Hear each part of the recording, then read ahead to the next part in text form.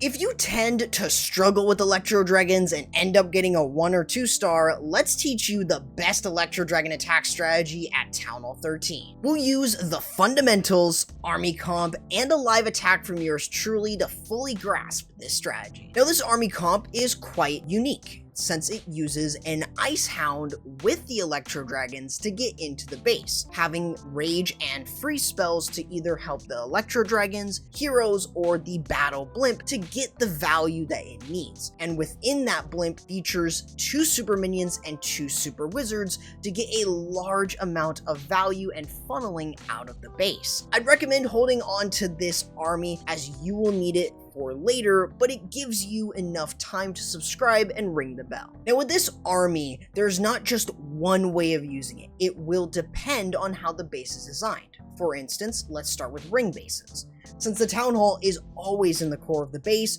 your goal is to get that down alongside other defenses around the Town Hall. So I would recommend using 3 balloons with the Grand Warden while the Blimp moves in. Just before the Blimp leaves the Warden's aura, I would use the Grand Warden ability so that way you can safely get to the core. Of course, if there is a sweeper pushing your Blimp back, you can always use one of your freeze spells to get into the base safely and have a very smooth time moving in. Of course, you want to treat this like a standard blizzard. So once you reach the spot that you want to pop the Blimp in, you can use 1 invisibility and then pop the Blimp manually. Then use a rage, clone, and start timing your invisibility spells every 4 seconds. This will get you the most amount of value, and since you're using both super minions and super wizards, you have the added benefit of getting more value thanks to the super minions. Now from here, you want to set up the funnel for your Edrags. So this is typically on one side being the heroes.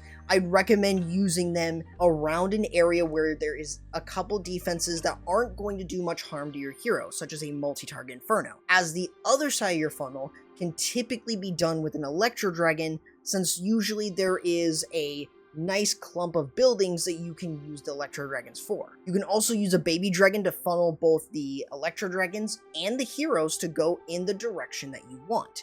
This will then set you up nicely for the Edrag spam. So now that you have a funnel, you can send in your Electro Dragons. Since in this case you do not have the Grand Warden, you have the Ice Hound to tank for them. This allows you to start moving into a good area where there might be chain or high HP buildings such as Eagle Artillery for the Edrags to enter into. I'd recommend at an early stage of this portion is to use a rage spell. This should allow you to start moving through the base, get a lot of nice damage from the chain, and easily whittle the base down.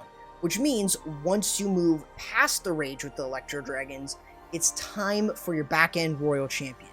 So the Edrags should be moving towards the back end, which should also allow you to have your RC support them in clearing out any other defenses such as air defenses, as this is really going to be super damaging to Edrags on the back end. I'd also recommend, if you have any other spells like invisibility or freeze, to use them with her, just so that way you can easily get the 3-star as you move through with that back-end RC. It's a really easy army, and it is just as easy as using my creator code to support me in any Supercell shop using my code CORRUPT. Now for a ring base, that's the approach that I would do, but if you are hitting an anti-3 or diamond style base, you want to take this approach. Yes, you're going to start off with the Electro Dragons first.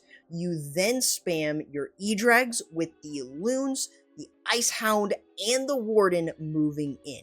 It seems like a lot, but you want to make sure that you're using the Grand Warden ability just before the Blimp is out of range of the Warden aura.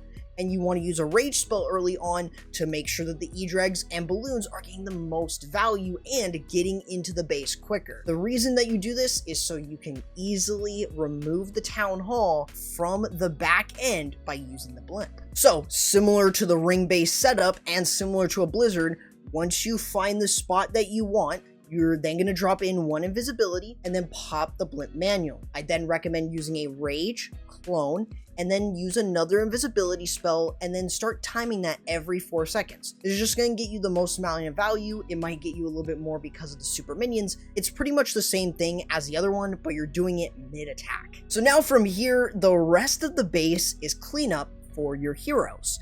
Even though you don't have pets like Town Hall 15 or Town Hall 14, you still have other troops such as the Ice Golem. It's really important though that as you work yourself around, having the Ice Golem early on is going to help keep your heroes alive as they go through any leftover key defenses. Super Wall Breakers allowing you to get into the base to hopefully open that base up for your heroes to get even more of these buildings down. And also having your back end royal champion. Similar to the ring base, you want to make sure that you're having that back end RC move in with your heroes, allowing you to secure the 3-star. So now let's do one live so we can go through more details and my own attack planning. Now this is a diamond base. Notice where the town hall is. So in this case, we're going to go ahead and deploy a baby dragon right here with an electro dragon up here. And once that Edrag hits, drop in the Ice Golem, Edrags, Balloons, Grand Warden, and the Battle Blimp. Prepare one of your rage spells, use it right there, and then let's use our Grand Warden ability. Let's get ready with our invisibility. So let's drop a freeze right there. Invisibility right here. Blimp pops. Clone, Rage, and just time these every 4 seconds. We're getting some decent value here. Do they go in for the eagle? They do. And now with the heroes, let's go ahead and send them in this direction. Super Wall Breaker to open that area up. Send in our queen as well. We're not looking too bad. Oh, let's use this with a headhunter. Let's use another freeze. Get this scatter shot down, and that is working quite well. Yep, we still have our RC. We still have our king and queen ability. That is all because we had those small things. Let's see, we still have cleanup troops. Let's use our RC ability, clear through some of these last couple structures. King ability, let's use our cleanup troops, queen ability. There you go. That is exactly how you use this. This is why it is by far one of the most consistent and easy options for Edrag attacks that you will probably ever want to use. It is that strong. So this Electro Dragon army is a great one to try out if I were you.